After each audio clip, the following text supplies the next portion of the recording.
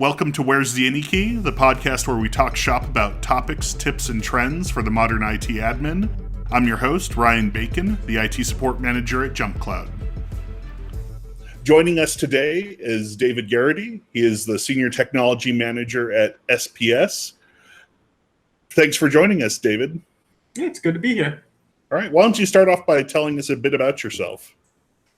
Sure. So my background actually wasn't in technology. I went to school for accounting and finance, both for graduate and undergraduate studies. After schooling, I started in internal audit. So my background is heavily risk and control focused before I ever touched technology. I landed at SPS. They had a position that they were looking for someone that necessarily didn't have a lot of tech experience, but had drive to make their technology department continue on its path of development and growth. So I've been at SPS about 4.5 years, and definitely loving the switch over from finance and audit to a more technical and managerial role over technology and technology strategy. Yeah, definitely. So I'm going to start off on a little tangent. So right from the very beginning, just an interesting side story. So I mentioned this when we had our initial conversation, but I very similarly, my undergrad is in accounting, and then when I went to grad school, I did for computer information systems. But an interesting little thing how there's more overlap in those two areas than people may think is that there are a lot of jobs out there that ask for that. During one career fair that I went to, there were people there from the state comptroller's office, and they were looking for people who had. They said that the big problem that they were having is that they'd find plenty of people who are really knowledgeable about like accounting and finance stuff, and not really big on the technology side, or people who are really big on the technology side, but not really big on the finance side of things. So having that blend is actually in demand a lot. And also, I'm sure you probably found the same thing, that I found that getting into management and dealing with the more the business side of things, having that accounting knowledge, even if it is just school, in my case, has really helped out.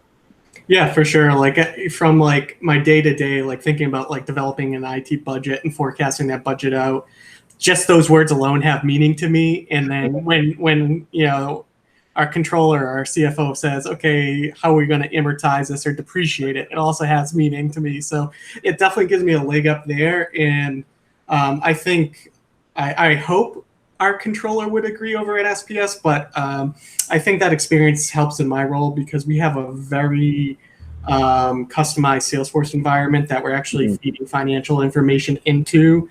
And when stuff goes wrong with those integrations, it definitely, from my perspective, helps me understand what accounting's looking for and what the data is saying. So I definitely agree. There's that you can't like divide them anymore. I don't think they're separate entities. Like everything in business right now, right? Everyone needs a little bit of knowledge of everything because everything's just kind of stacked on top of each other and intertwined. Yeah, definitely. And you mentioned it, so this is going to be my kind of forced segue back into what we were originally going to talk about, and that is developing an IT team, an IT department. So I want to, and this is building off of previous episodes where we talked about building the IT team. So this is going more a bit further down the road.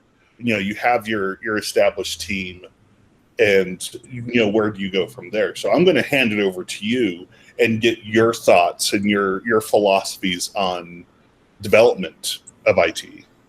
Yeah, I think when I first came onto SPS, it was a little bit of learning on fire, which is good because I was learning a lot fast, but it was controlled in a way that issues were not being created that are hurting efficiency of other individuals. So I was definitely learning a lot about the environment quickly. So the transition I had, I was lucky in a way that the management team at SPS thought about a good transition team. So the person that I would say the founding person of the IT department at SPS, which was the person that held my role before, had a really good relationship with the company when she left, and we actually still use her as a vendor for Salesforce development, which was good to have that kind of point person to leverage. But I think the first step that after like looking back, hindsight 2020, what was important when I stepped in the door, and it was just understanding the lay of the environment as it currently was or is.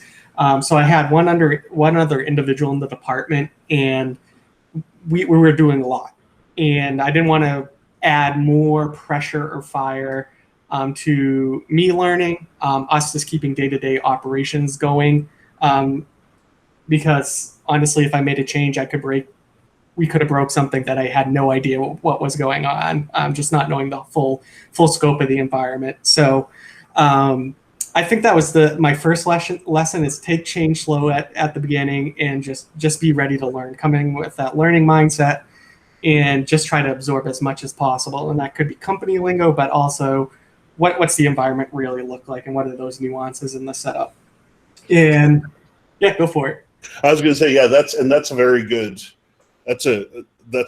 thing, that especially when you look at what we discussed about when building up the team, like getting your documentation, getting your environment defined.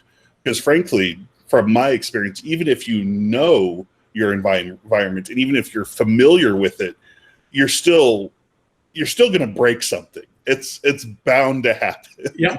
So having the processes to recover, and having everything laid out will really help in these processes, both in learning and new people learning it, but also even in experienced people, fat fingering a command or something like that, which is going to happen at some point.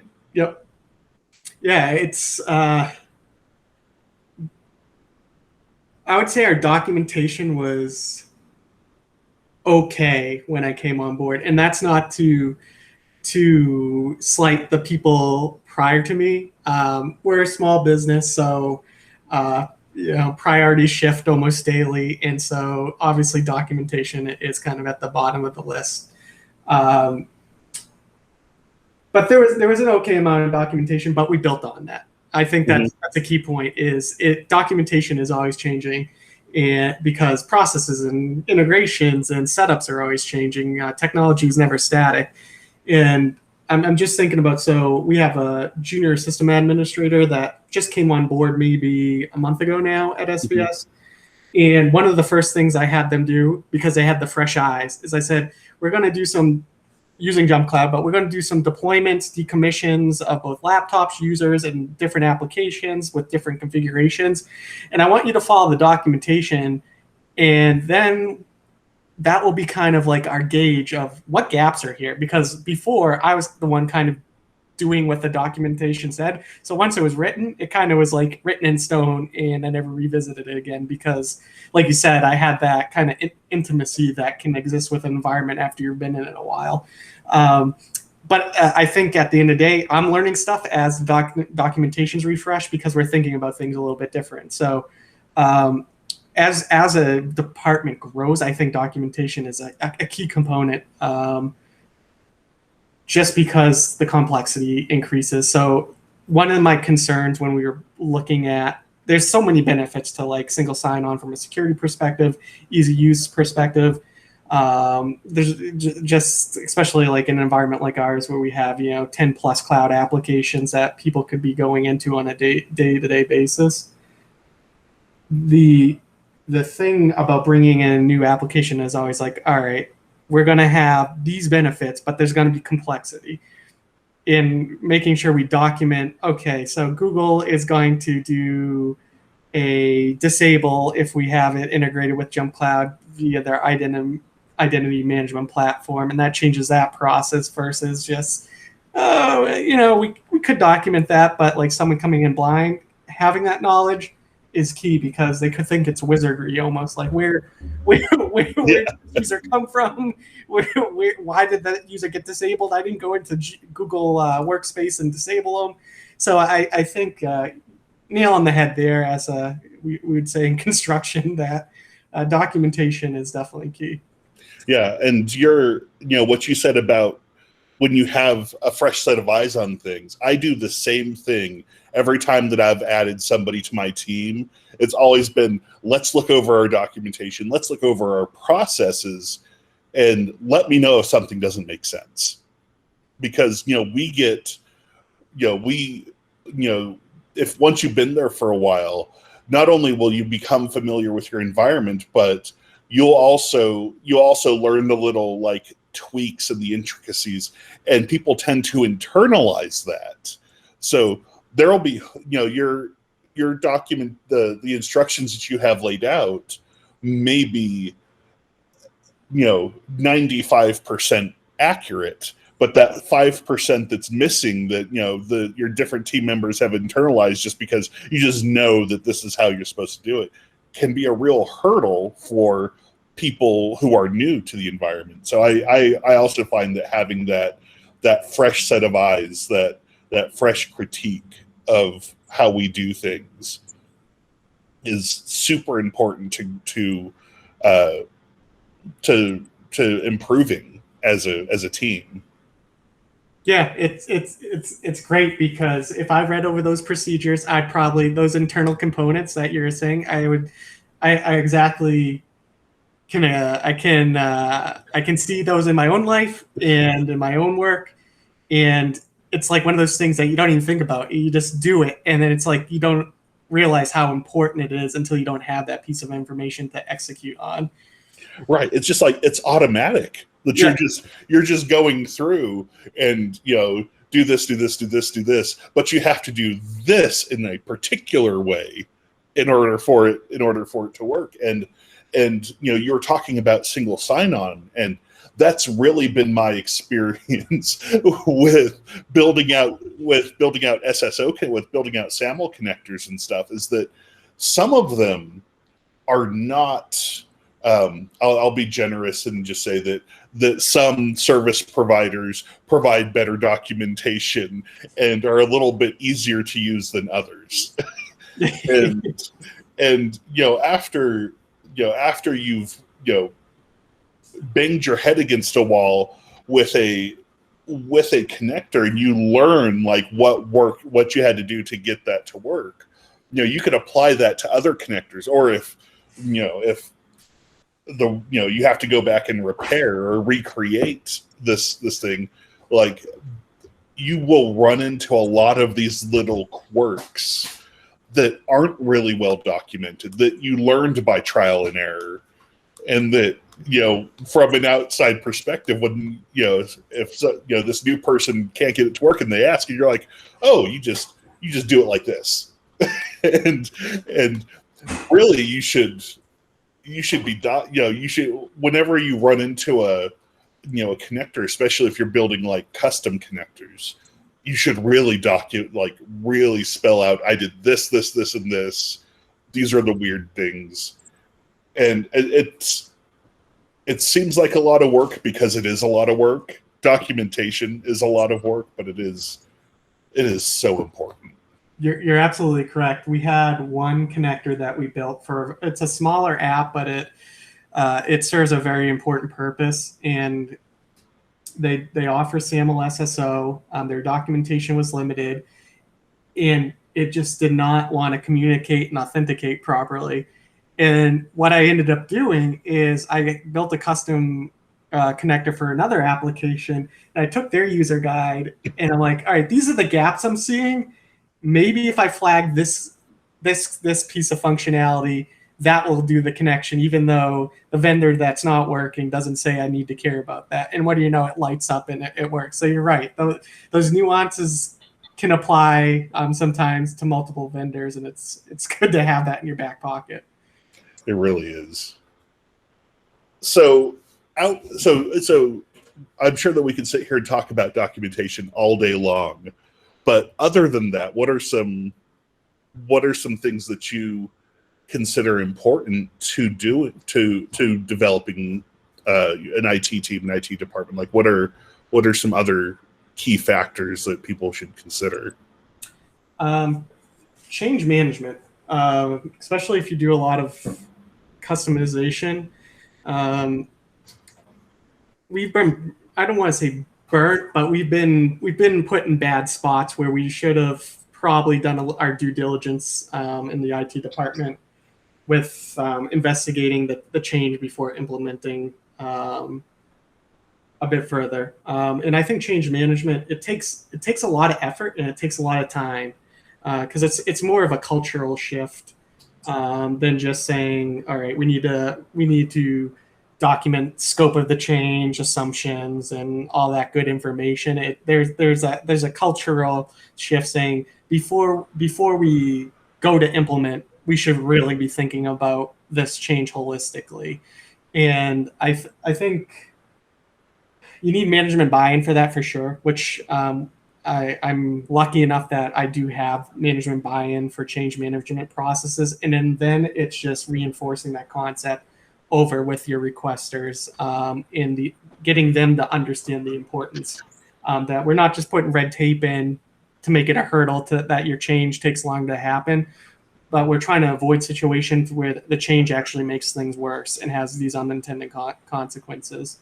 And even though like we're an 80 user count organization, it's starting to get to the point that one user might have a change that they think is great for a process that they think they're the only user of, and it turns out that's not really the case. So I think change management, getting the right stakeholders in that process is huge, especially as the department grows, which goes back to unintended consequences. Documentation can help, but also stakeholders can help provide insights or red flags on a potential approach. Yeah, and I think that with change management, you mentioned the management and stakeholders and requesters and stuff like that, but also a very important part of it is getting your team on board with it, because I know that like I'm guilty of this, and I think a lot of IT people are guilty of it. Of you're like, oh, this will be a quick and easy thing to implement. For example, we were rolling out managed browsers, and on the surface of it, we're like, okay, this is going to be very low impact. We're already using managed profile, like kind of managed browsing. Mm-hmm. We're using the profiles, with the sync turned on and everything like that, and we're whitelisting applications and stuff. And just the fully managed browser is just like a little step beyond that. And for the most, so we just pushed it out, and for the most part it was okay. But there were some use cases, some people who had specific needs that ran into problems with it, so that we had to disable some features that we had on there. That if we would have gone through proper testing and stuff like that, that it would have been a lot easier. I mean, it wasn't any huge problems, but it was still another a learning lesson that, yeah, even on little things, having a proper change management process in place and following it on everything is important. Yep. So, because when you start making exceptions, that's when it just starts falling apart. Yeah. People they figure out at the water cooler someone was able to circumvent, and then that person can. Why should I be able to? And it just falls apart off the rails. The quick fix, I love that term, because when I first started in IT, I would always, that should be a quick fix. That was my mentality, and I've completely removed it from my vernacular. It's never a quick fix. It's let me investigate what you're asking. Let me go on a fact-finding mission before I make a call which way or another we're going with this. Just quick fix. It never turns out to be that case. It's funny you mentioned managed browsers. We ran into similar issues.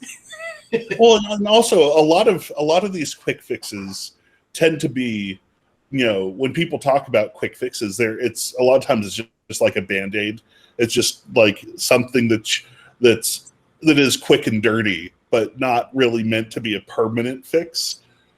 But you never get around to doing the permanent fix. So having that change management process, or having the mentality of, doing it right the first time is really important, because, well, when you're a small organization with, under 50 people, you can do things quick and dirty and go back and course change after the fact. Once you're at hundreds or even thousands of people, you're going to be really leaning into those processes, and you're not going to have time. You're not going to have the bandwidth to go back and properly fix something after implementing a quick fix. Yeah, and it's like when the bigger your user base or impacted users potentially from that fix, it's the pro of technology, where you're getting those efficiencies leveraged to a large population, but something goes wrong in that quick fix, well, it becomes a con real quick. Yeah, exactly. I mean, and a quick fix that works for 50 people may not bear the load of 300 people, and because it may not be as efficient, or may cause slowdowns or something like that, that when a heavy load's put on it, it just falls apart and possibly makes things worse. Yeah. So going on from documentation, change management, what else do you got for us? I would say trusted partners. So there are so many vendors in the technology space. It's just crazy. You can find someone that's going to do anything, or offer a software package that will claim to do anything. And I think the importance of having trusted partners that you can actually rely on them to offer solutions that are best for your organization. I've been with some vendors in the past that they're offering solutions, but you can tell they haven't done their research. It's just one of their partners, and probably the partner that's most lucrative for them. And once you find a vendor that's really gonna dig into like your needs and wants and ask the right questions and get below the surface of what you're looking for, and you have that trust and confidence that they're not just going to throw you the vendor that's going to make them the most money on a transactional basis. That's huge. And it does take time. There's been some vendors that, or some marks that we've been trying to fill with external vendors that took us some time to get that trusted partnership. And the benefit is when you have it, it's almost like a mini extension of your team. Where it's someone you can go to on an area you don't have the expertise in, but they might, and pick their brain a little bit to see how would they approach a problem that you're encountering, and not bury you in technical debt that it might work now, but 2 months down the line, it's going to be so costly to maintain this solution. Yeah, that is so true. I think to the massive volume of vendors that I've worked with, and talk, especially when you're talking with like distributors and something like that, with the vendors who deal with a lot of different services or providers or something like that. Because like for me, because I've been burnt in the past like that before, when I started working at Jump Cloud, I was very much of the mindset, like, if at all possible, I only want to work directly with a provider. Like, I will only work with my Apple rep. I will only work with my Google rep. I'll only work with my Microsoft rep. All of that. And like, that's all I want to do. But the thing is as you start getting bigger and your needs start getting more complex, your Apple rep or your Google rep or stuff, they may not necessarily have the exposure or the expertise on how multiple products and platforms will work with each other. And so that's where dealing with one of these value-added resellers or whatever can come into play. And I am lucky that I found a good one in my local rep that I've been dealing with for years now. I trust his recommendations. We have a really good working relationship with him. But yeah, they are hard to find. But once you find one, you work with it, and it's one of those things where you still have to, it's the trust but verify. Yeah. Even if you do have a really good working relationship with them, you can't always be like, oh, well, Joe said that this is going to be fine, so this is what we're going to go with. Get your recommendations from Joe. Have them bring some stuff, maybe provide you with a short list or something like that, and then go on from there and do your homework. That's generally how I've worked with like doing, new antivirus or whatever like that, being like, give me your recommendations for like 5 different solutions. This is what I want. Provide, what 5 people meet these requirements, and then I'll do homework from there and we'll discuss. And, they tend to be like, especially if it's dealing with a product that you've never dealt with before, they can act as a good point person and connect you with representatives from different service providers and all of that. So, and with some services, you have to go through a reseller. Like I'm looking at you, Google hardware, meet hardware licensing. So, but yeah, I mean, it is a very valuable resource, and learning to deal with them, learning to deal with vendors, because, especially once you have any sort of like IT or technology manager on your profile in LinkedIn, be prepared to start getting flooded with requests and emails. And like, if you go to you sign up for a webinar or go to a trade show or something like that, just be ready. Your inbox is going to explode. Yep. Yeah, it's definitely, I would say it's an art to kind of cut through the noise of vendors, and it takes time, but it's a good skill to have. A lot of what we're talking about, I think, is like, it's like, never forget about the basics. We talked like documentation, change management, and one other thing is testing your plan. Like, when I came on, we had a vendor at the time that was responsible for our local on-prem backup testing. Well, they should have been doing backup testing, but the backup existed both for our on-prem solution and a backup appliance and in the cloud. But like, the testing wasn't really there. It's like, how do we know this thing actually works?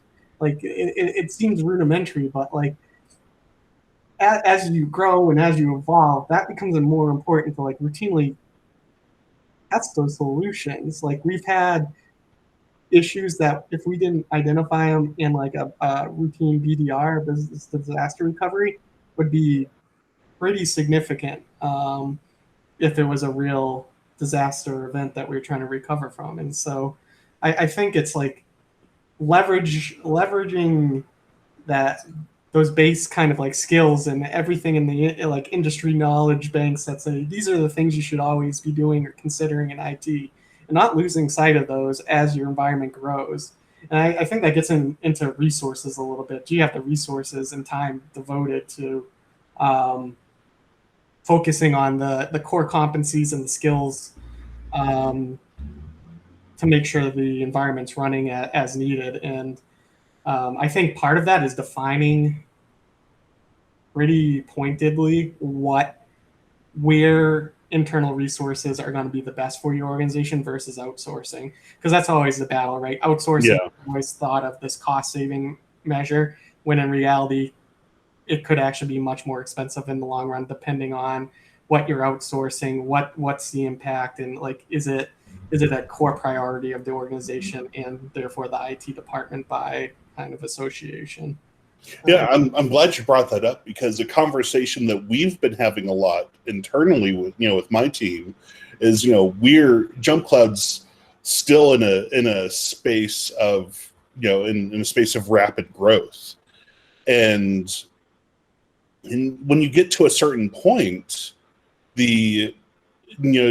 just throwing people at a problem isn't the most effective solution, and could end up causing more problems down the road. So, while you're, dealing with your team growth, and for a while you're, especially at the beginning, you're looking at, technician to user ratios and everything like that, you're going to get to a point where that it becomes more nuanced than that. You have to start looking at automation, at outsourcing, what's the best way.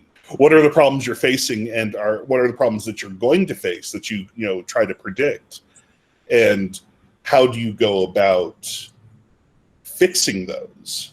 And that's what you have to look at. It could be outsourcing, it could be hiring internally, it could be buying a product to that does X, Y, and Z. It could be building your own tooling. You have to be open to the different answers and the different types of solutions, because if you get stuck in one way, whether it's like, we just need to bring on an MSP and leverage outside help, or we're only going to hire, we're only going to build our team by adding people internally.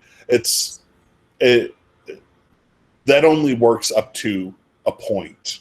So yeah, having that understanding, having that nuance, and being open-minded about it is, you have to. It's a must.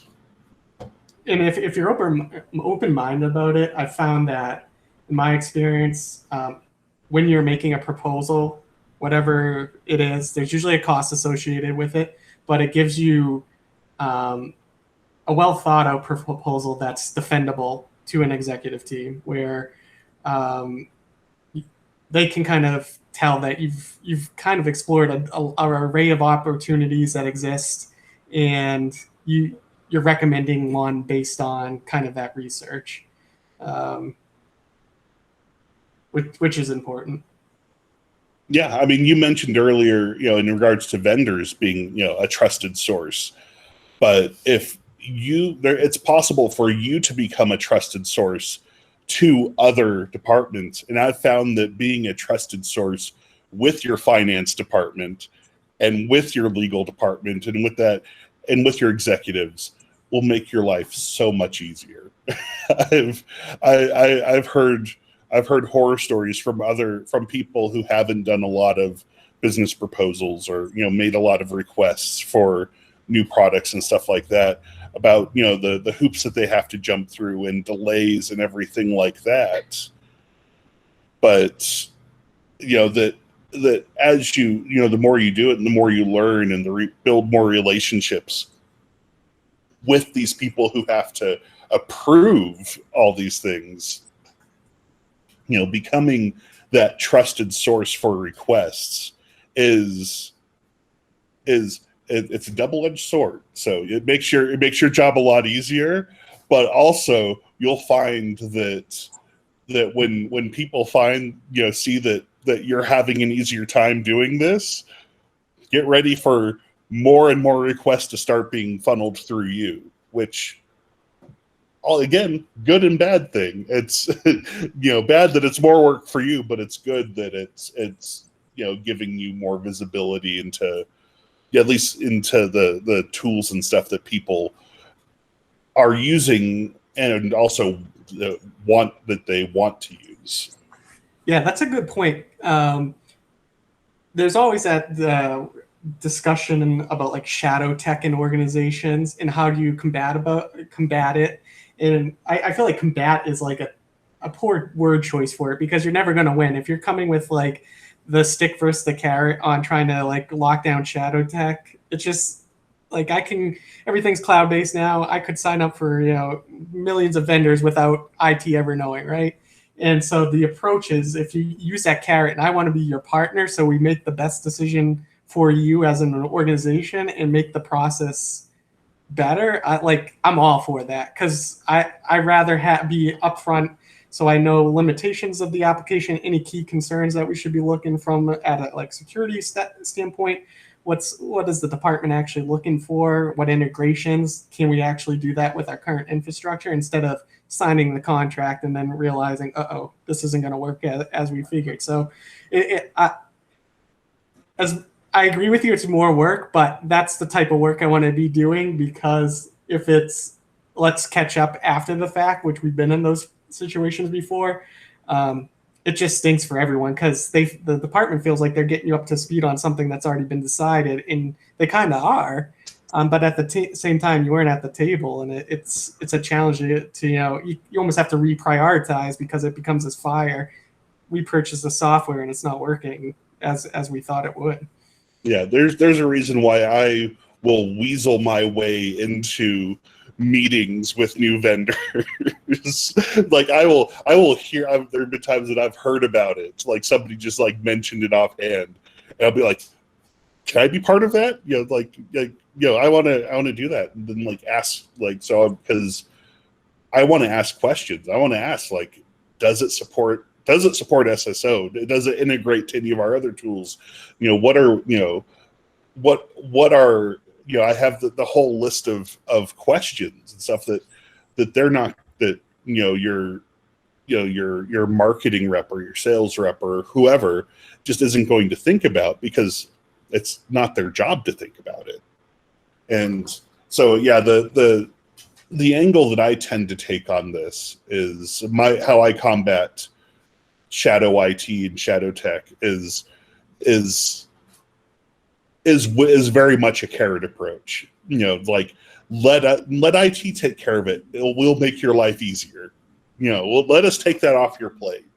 Let it, or when you're going through the purchasing process, let us, hand it, we'll work with you. And then when it gets to the approval process, we'll have the information from you, and we'll take it, we'll deal with finance, we'll deal with legal, we'll bring you in if needed, but let us take that off of your plate, make it easier for you, be more, and just seem like, and frankly, be more accommodating, not seem like you're being more accommodating, but actually be more accommodating. And that I've found helps out a lot. I mean, but you're right. You're never going to get rid of 100% of the shadow IT, because it's too easy to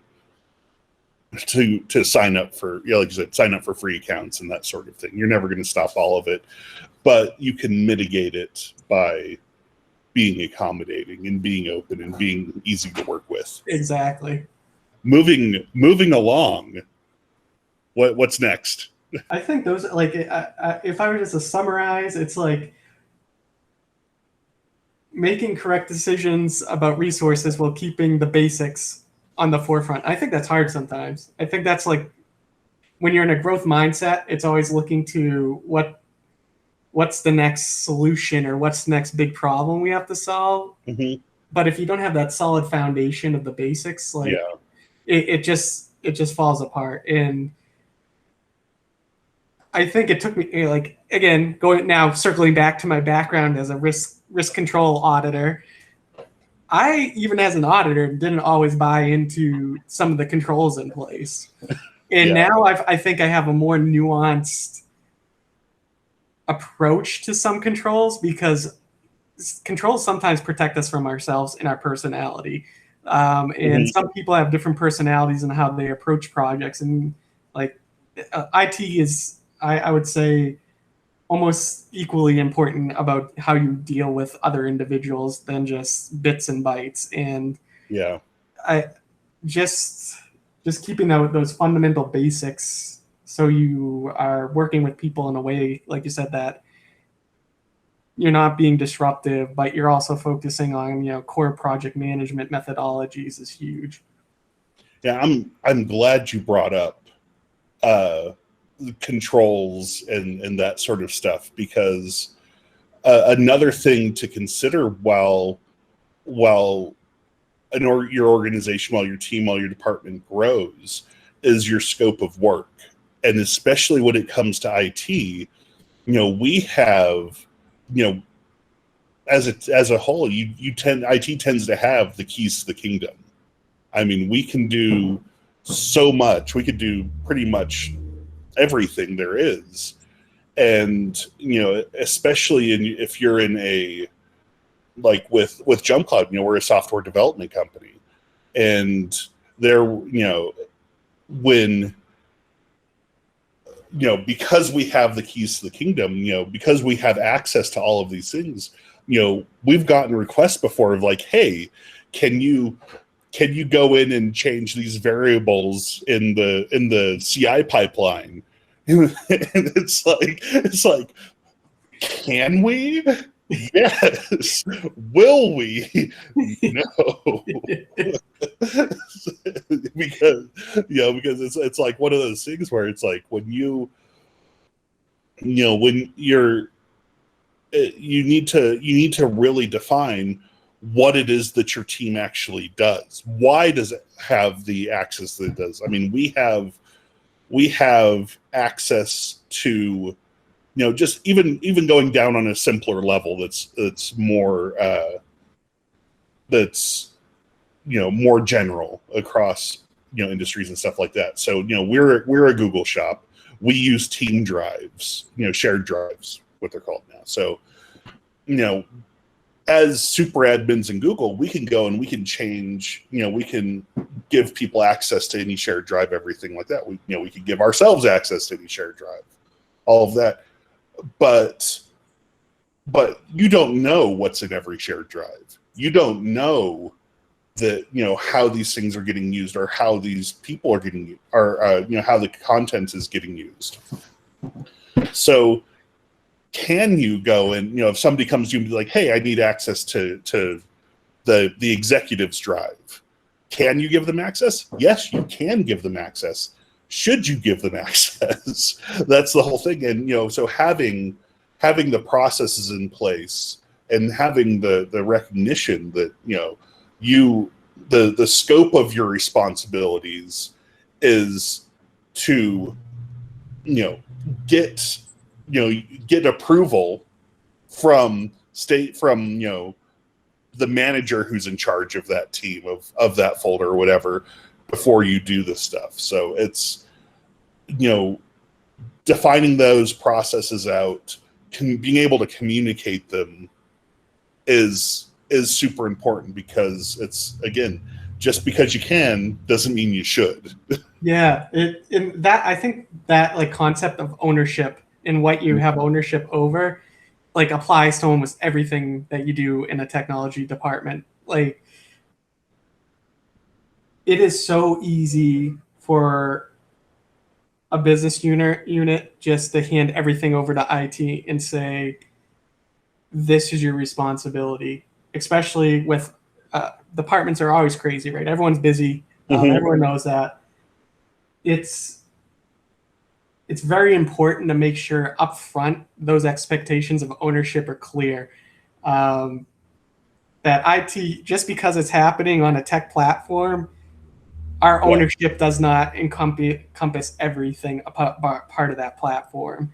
Because that can get you into trouble. Like if, say, in your example, you have that executive folder that someone gets access that shouldn't have, that's not great.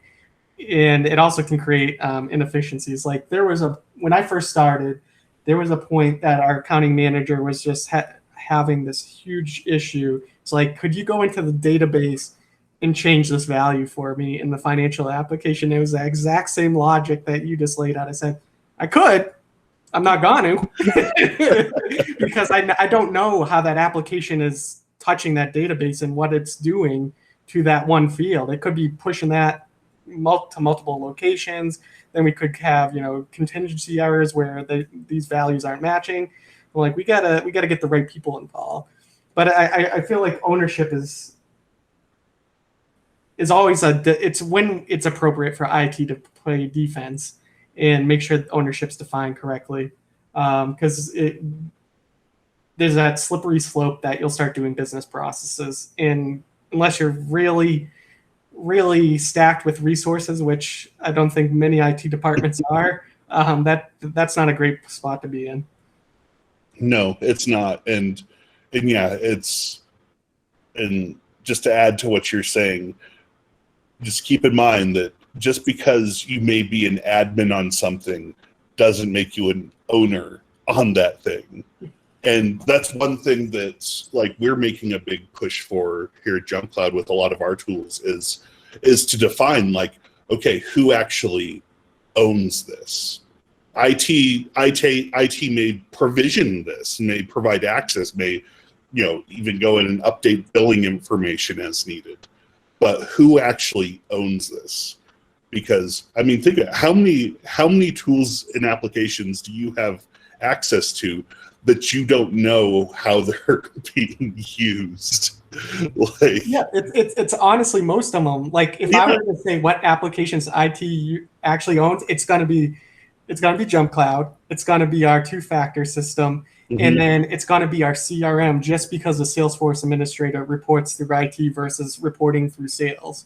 So those are just because those are core IT functions, but everything else, it's IT. We do manage the financial application, the servers, but we're not the owner of the data. So when there's say a disaster and we're trying to recover, we need to know what your recovery time objectives and points are. What can you pallet? I can't make that decision for you, and you're going to need to be in the conversation when the recovery happens. Yeah. Because I'm not going to be able to tell if the data is good or not, other than doing comparisons of tables or checksum or some sort of comparison. But I won't be able to say with full confidence we're at where you expect it to be.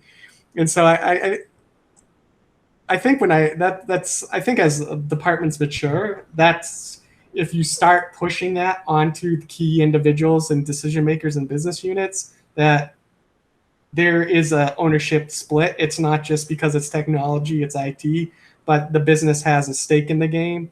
Yeah, I think that's huge, and I think that works wonders. And I think that goes back to then they'll bring you to the table when they are doing some shadow IT things potentially, and think of you a little bit sooner.